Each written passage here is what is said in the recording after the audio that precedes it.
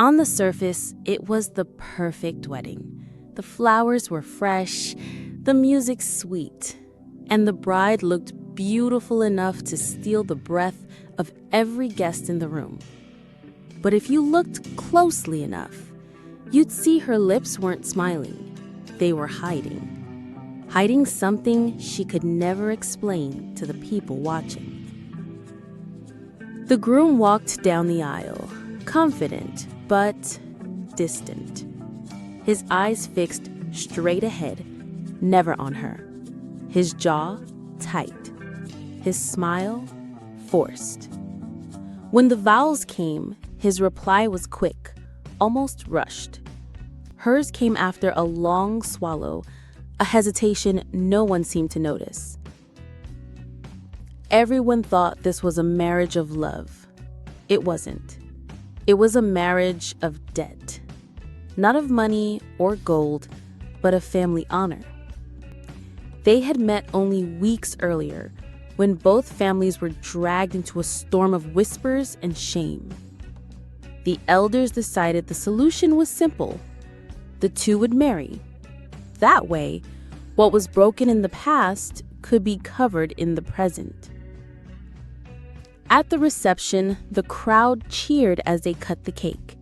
He placed a hand on her back for the cameras, then pulled it away the moment the flash ended. She laughed for the crowd, but her eyes fell as soon as no one was watching. That night, he told her, in a voice that left no room for question, "We will live together, but never touch. No kisses, no embraces, not even a hand to hold." When she entered the bedroom, it was empty. "That room is yours," he said from the hallway. "Mine is down the hall." And just like that, the first night of her marriage became the loneliest night of her life. Later, she lay awake, staring at the ceiling. From somewhere down the corridor, his voice drifted through the stillness. She crept to the door. "I will never forgive her, even if it takes my whole life." She froze, her breath catching. She didn't know who he was talking about, but she knew in that moment this wasn't a marriage. It was a sentence. The days after the wedding passed in slow, heavy silence. They shared the same address, but not the same life. Daniel kept to himself, his bedroom door always closed. She learned his routine without even meaning to. The sound of his footsteps at 6 a.m., the faint clink of a coffee cup, the creak of the front door as he left for work. At first, she tried. Breakfast on the table, small notes by the kettle, a simple "good morning." He never answered. Sometimes he would glance at her, but the look in his eyes wasn't cold. It was worse. It was empty. The neighbors began to talk. Oh, 3 years of marriage and no children? She laughed it off, but inside, each question was a reminder of the wall between them. Nights were the hardest. She could hear him in the next room, moving, talking on the phone, sometimes pacing. Every word was muffled, except for one night, when she heard that name again, Sarah. The way he said it, like it was the most delicate thing in his life. She didn't know who Sarah was, but every time the name left his lips, she felt smaller, like she was only a shadow in her own marriage. 2 years passed, then 3. By then, the house had learned their silence. No arguments, no laughter, no touch.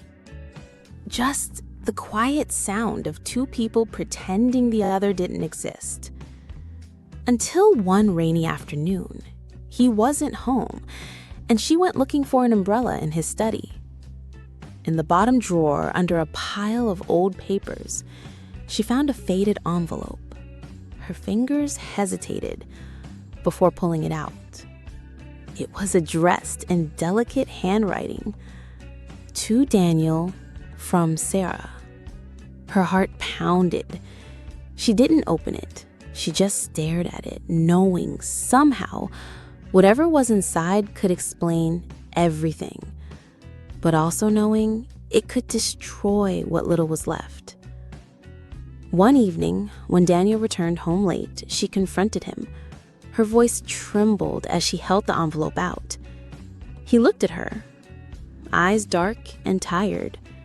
For a long moment, nothing. Then quietly, he began to tell her the story. Years before their marriage, Sarah was the only woman Daniel ever loved. She was kind, bright, and carrying his child.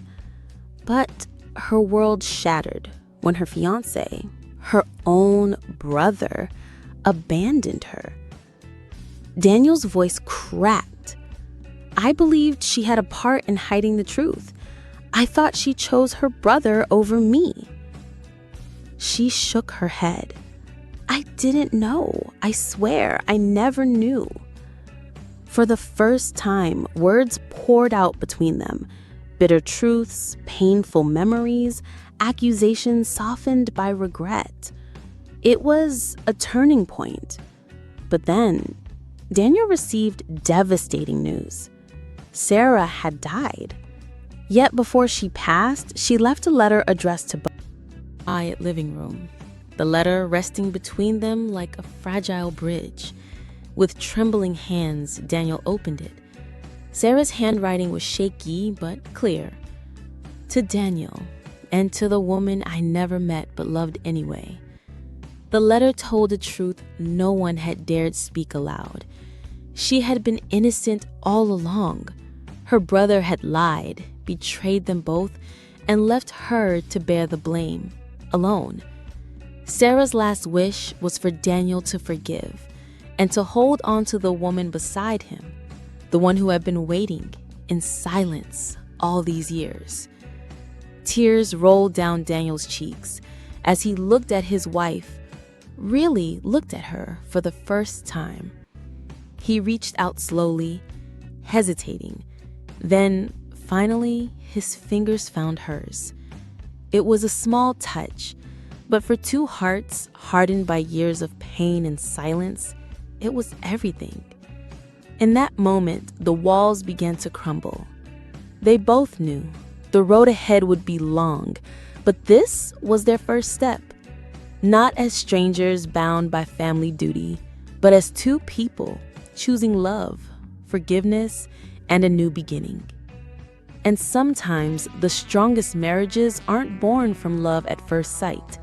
They're born from the courage to forgive, to hope, and to touch again.